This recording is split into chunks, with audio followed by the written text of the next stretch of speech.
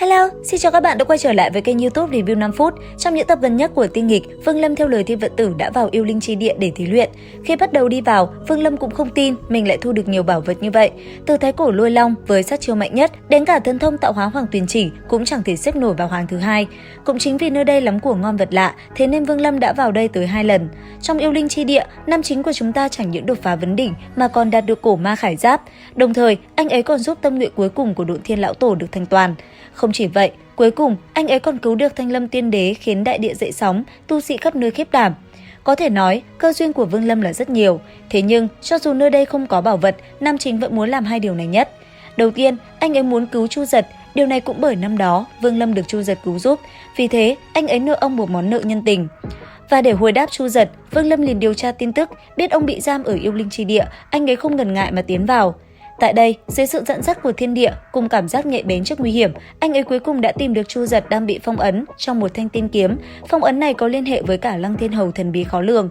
Tuy nhiên, nam chính thì thông minh nhạy bén tinh thông mọi thứ, phong ấn kia cuối cùng cũng bị phá giải. Anh ấy đã thành công cứu Chu Giật ra bên ngoài, hoàn thành tâm nguyện thứ nhất.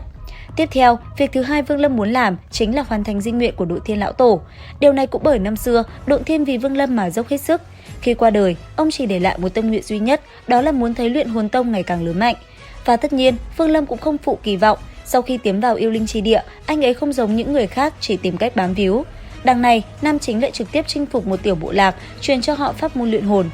Từ đó, bộ lạc nhỏ bé dần lớn mạnh, vốn chỉ có mấy trăm người sau đó lại trở thành vạn nhân, cuối cùng sinh sôi nảy nở vạn người, đủ sức sánh ngang một thất cấp tu chân quốc, tất cả đều kính ngưỡng Vương Lâm như tôn chủ duy nhất, lấy tên gọi là Luyện Hồn Tông, hoàn thành di nguyện năm xưa của Độn Thiên. Đồng thời, những trải nghiệm trong Yêu Linh Chi Địa cũng khiến Vương Lâm phát sinh biến đổi to lớn. Trước tiên là tu vi tăng tiến khi trải qua chiến đấu và rèn luyện, tu vi nhờ vậy mà vượt thẳng lên vấn đỉnh, bước vào một lần lột xác hoàn toàn. Không chỉ thế, Vương Lâm còn dung hợp được sát lục cùng Hoàng Tuyền thần thông, sáng tạo ra tuyệt chiêu đạo hóa Hoàng Tuyền, đủ sức hình thành một lĩnh vực sát chiêu, có thể vượt cấp mà chiến, bản tôn cổ thần cũng được cường hóa. Trong vực sâu sinh khí, anh ấy hấp thu tàn hồn của Thái Cổ Lôi Long, khiến huyết mạch cổ thần càng thêm tinh thuần, lực lượng càng thêm cuồn cuộn như biển trời cuồng nộ. Nguyên thần còn đồng thời dung nhập vào lôi đỉnh chi lực, đặt nền tảng vững chắc cho việc sau này ngưng tụ ra bản nguyên lôi lực.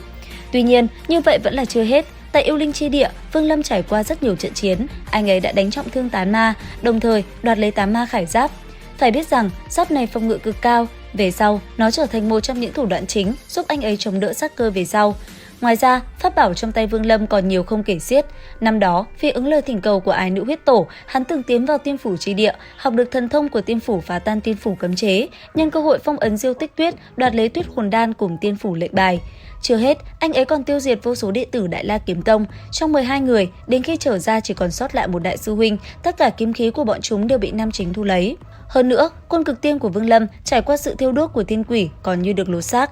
Chẳng những vậy, tại vực sâu triều tịch, khi cứu Chu Giật, Vương Lâm sau khi rời khỏi phong ấn, anh ấy lại tiếp nhận được chuyển thừa viễn cổ, thu được một thanh cự phủ tiên kiếm, còn đem nửa đoạn tàn hồn của Thái Cổ Lôi Long dung nhập vào nguyên thần, dùng cự phủ tiên kiếm luyện thành tuyệt sát chiêu Trảm La Quyết uy thế chấn động thiên địa. Khi anh ấy một lần nữa quay lại Yêu Linh Chi Địa, trong tự thần luyện hồn bộ lạc còn phát hiện được tàn linh của cổ yêu. Không chậm trễ, anh ấy liền luyện hóa thành đệ nhị phân thân, thu lấy kiếm linh phong ấn của đế quân Cổ Vân. Tiếp theo, khi nam chính tiến vào Tiên Phủ, anh ấy đã khống chế được đệ tứ Tiên Phủ và gặp Thanh Lâm Tiên Đế cùng tàn hồn của Hoa Phi Hàm Yên. Tại nơi yêu linh, bằng vào yêu linh chi lực, Vương Lâm phát hiện ra sơ hở chí mạng trong sát lục tiên quyết, từ đó loại trừ diệt để lạc ấn của Thiên Vận Tử. Cũng nhờ vậy, nam chính đã sớm phát giác ra âm mưu của Thiên Vận Tử.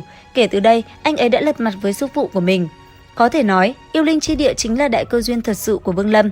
Tại đây, nam chính gia tăng tu vi, hoàn thành tâm nguyện, đoạt được thần thông, thu vào tay pháp bảo không biết bao nhiêu. Từng bước một, anh ấy đi trên con đường nghịch thiên, uy danh chấn động chư giới khiến chúng sinh kính sợ.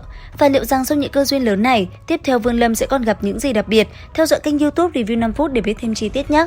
Bây giờ thì xin chào tạm biệt và hẹn gặp lại.